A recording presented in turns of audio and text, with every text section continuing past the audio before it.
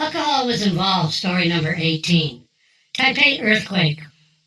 I had an office for many years in Taipei, Taiwan. My former in-country manager for Taiwan, China, and Japan lived there, and later, through a professional relationship, she became a partner in some of my projects. Many of the trips to southern China, where most of our manufacturing was based, included a stop in Taipei, where we had engineering resources and other businesses that we contracted with for support services and components for our products.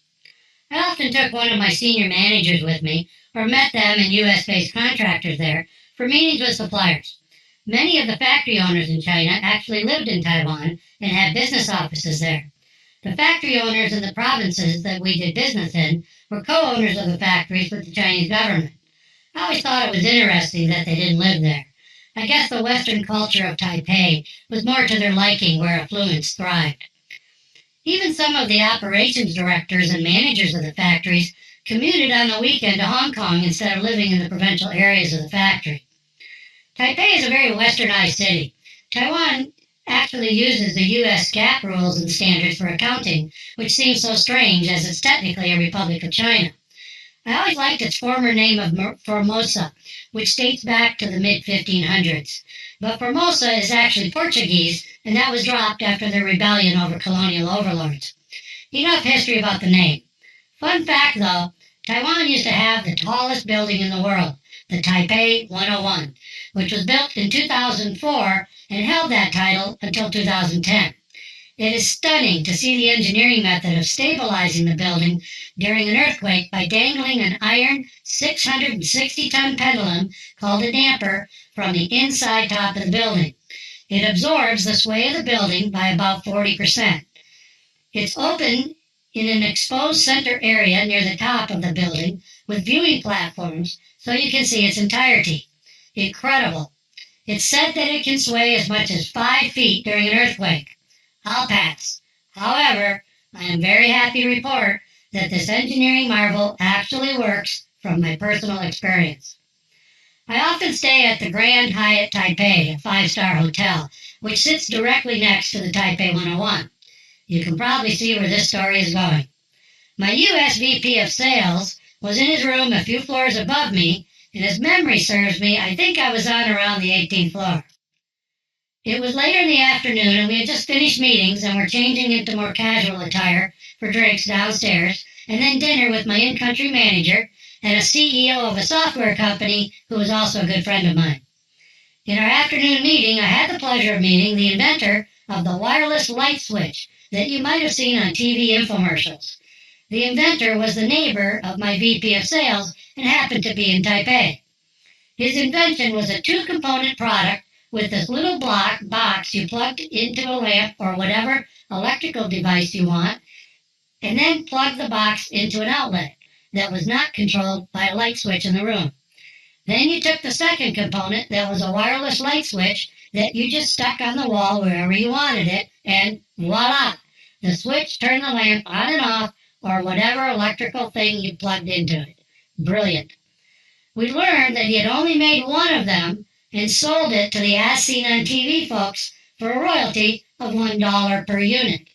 Apparently, at the time, they had sold about 10 million of them to date. Nice. The reason for our meeting was he wanted to show us a breakthrough in an LED light that his scientist partner had invented. It was about the size of a penny with 2 wires coming out of it. The scientist was holding a size D battery in his hand and instructed us to close the window shades, which were near blackout curtains, and turn off the lights in the conference room. Then the conference room lit up like the sun was in it. So bright you could hardly look at the source LED. It was absolutely stunning. The D battery was the only source of power, and the light was so bright it nearly hurt your eyes. I would not have believed it if I had not seen it with my own 2 now nearly blinded eyes. He wanted to see if we were interested in commercializing it. The application of this breakthrough low-voltage, extremely high lumens light was obviously huge. But we had our hands full already with our own products and projects, so had to pass. As we were now in our rooms changing, the building began to shake violently. I knew immediately what was going on. Taiwan is known for occasional earthquakes, but this was a first for me, and it was a big one. I moved to the room door away from the windows, and my room phone immediately rang. My VP was in a panic and didn't know what to do.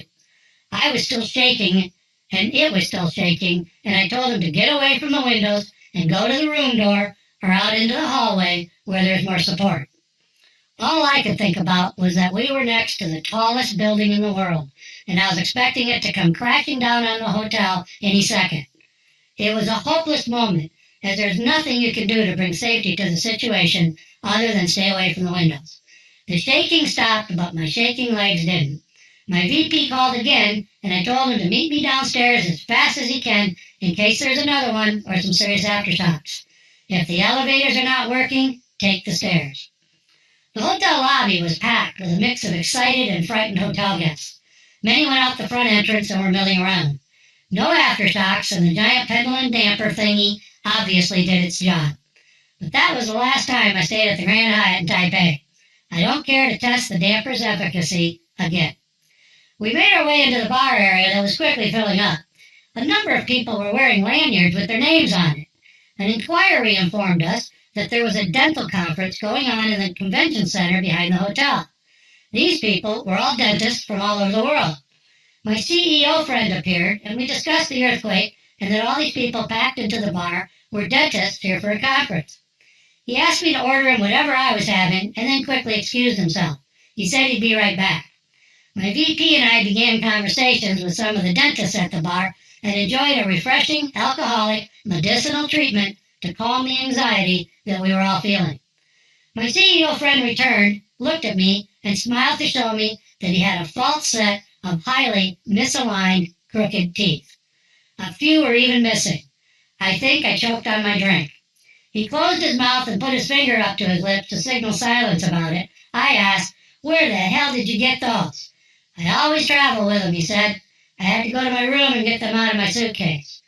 Oh my God, this is going to be fun.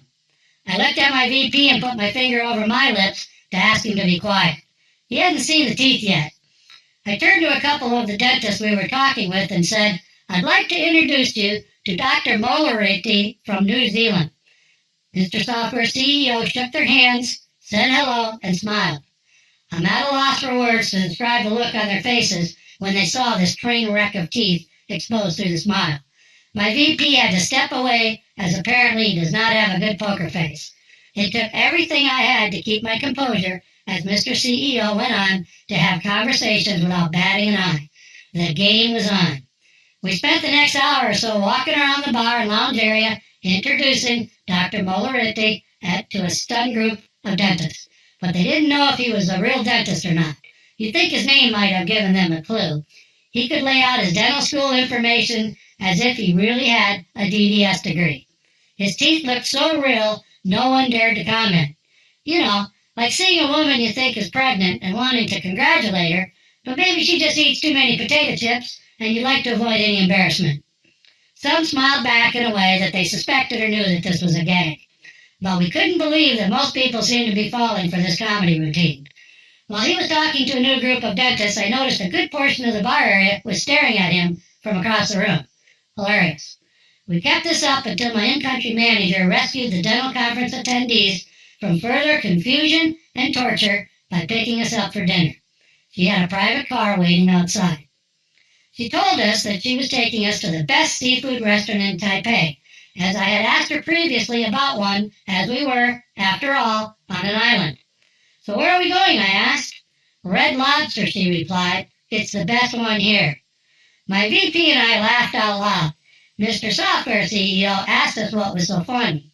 We explained that Red Lobster is a chain of seafood restaurants and not considered the best seafood you can get anywhere that we were aware of. I asked my manager if she was serious, and she was quite confused. I explained, and she informed us that this restaurant was most certainly not what we were describing. The chef here was award-winning, and it was very expensive. Well, let's go and find out. She was right. This was no Red Lobster we had ever been to before. Upscale, modern, brutalist-styled architecture and furnishings is what we found. The menu was spectacular. The only likeness to Red Lobsters in the U.S. was its name. But the most interesting part was the order fulfillment method. The waitstaff went to the back somewhere and obtained whatever ingredients were needed to make whatever dish you ordered. Then they brought those ingredients in a basket or two to a large window that faced the kitchen and the entirety of the dining room.